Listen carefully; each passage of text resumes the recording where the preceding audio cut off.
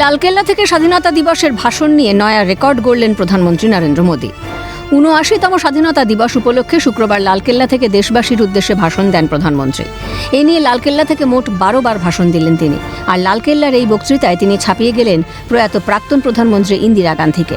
তার আগে ইন্দিরা গান্ধীর ১১ বার একটানা ভাষণ দেওয়ার রেকর্ড রয়েছে। এই তালিকায় তিনি এখন দ্বিতীয় স্থানে রয়েছেন। তার আগে রয়েছেন পণ্ডিত জওহরলাল নেহরু, যিনি একটানা ১৭ বছর ভাষণ দিয়েছিলেন।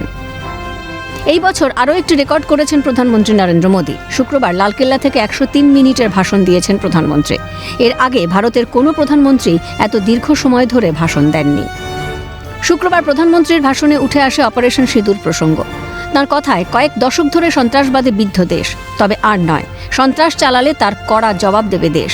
জঙ্গি এবং তাদের মদতকারীদের মধ্যে আর পার্থক্য করবে না ভারত।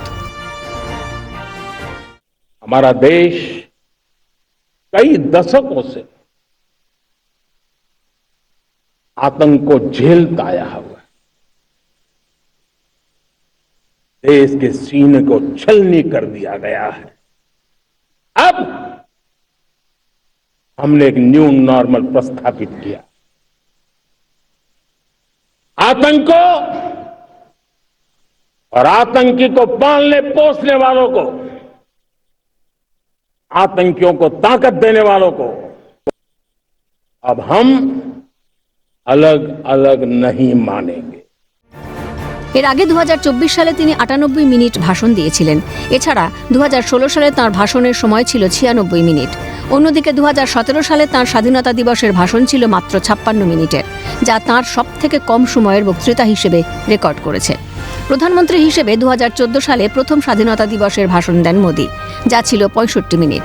এরপরে প্রতি বছরই তিনি দীর্ঘ বক্তৃতা দেওয়ার ধারা বজায় রেখেছেন। প্রসঙ্গত, প্রধানমন্ত্রী মোদীর আগে দীর্ঘতম ভাষণ ছিল জওহরলাল নেহরুর। ১৯৪৭ সালে তিনি ৭২ মিনিটের বক্তৃতা দিয়েছিলেন। এরপর ১৯৯৭ সালে আইকে গুজরালের ৭১ মিনিটের বক্তৃতা দেওয়ার রেকর্ড রয়েছে।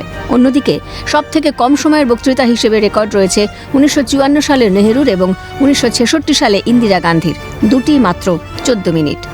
২০১৪ সালে প্রধানমন্ত্রীর কুর্সিতে আসীন হওয়ার পর একাধিক ইস্যুতে নজির গড়েছেন প্রধানমন্ত্রী নরেন্দ্র মোদী।